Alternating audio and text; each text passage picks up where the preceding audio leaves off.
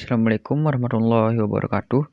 Kami dari kelompok 7 akan mempresentasikan hasil review jurnal kami. Jurnal ini disusun oleh Anissa Alfilia Hamid, Muhammad Afdal Fazrin, Haidar Abiyu, Tera Rahardiansah, Muhammad Fernaldi Anggada, dan Farmagari Alfikri.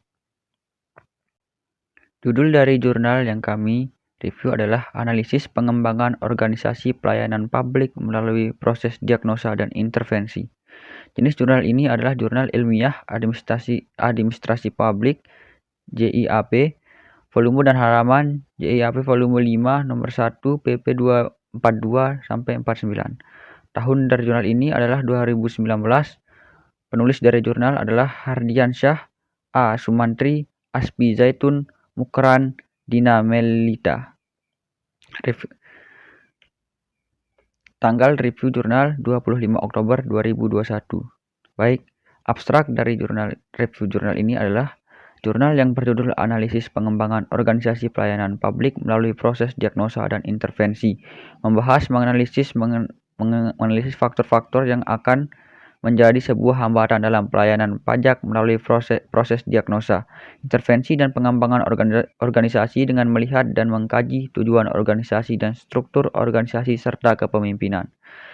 Penelitian dan pembahasan menyimpulkan bahwa semua variabel pada proses diagnosa telah berjalan dengan baik sesuai fakta dan data yang didapatkan. Pengantar dari jurnal ini adalah arah pengembangan organisasi publik sangat berbeda dengan arah pengembangan organisasi bisnis.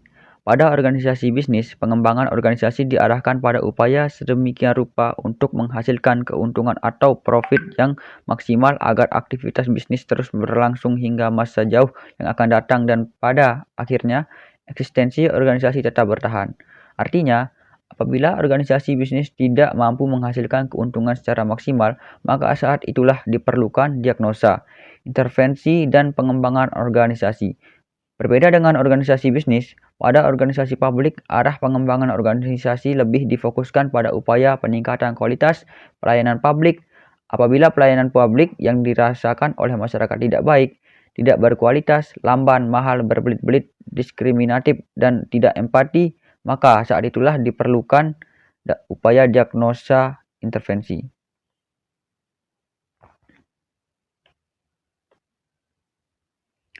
Metode penelitian. Populasi dalam penelitian ini adalah seluruh ASN pada KPP Pratama Palembang Ilir Timur yang berjumlah 126 orang. Karena karakteristik responden relatif homogen, maka sampel diambil secara acak sebanyak 16% dari jumlah populasi yang ada, yaitu sebanyak 20 orang. Data primer didapatkan dengan membagikan kuesioner kepada 20 orang responden yang berasal dari ASN di lingkungan KPP Pratama Palembang Ilir Timur. Untuk data sekunder diperoleh dari dokumen resmi dan literatur lainnya yang relevan dengan tema penelitian. Analisis dilakukan melalui pendekatan model Westboard yang terdiri dari 6 variabel. 6 variabel tersebut adalah tujuan organisasi, struktur organisasi, tata hubungan, penghargaan, kepemimpinan, dan mekanisme kerja. Setiap variabel terdiri atas 10 pertanyaan dengan 5 kategori: sangat setuju, setuju, ragu-ragu, tidak setuju, dan sangat tidak setuju. Interval nilai tertinggi 5 dan paling rendah 1. Hasil dari masing-masing variabel dijumlahkan lalu dicari nilai rata-ratanya dan seterusnya. Hasil dari penelitian. Berdasarkan hasil penelitian, dari 6 variabel yang ada, yaitu tujuan, struktur tata hubungan, penghargaan, kepemimpinan, dan mekanisme tata kerja yang mendapatkan skor dengan interval klasifikasi baik atau tidak bermasalah, yang berarti dapat dikatakan bahwa organisasi KPP Pratama Palembang Ilir Timur tidak bermasalah.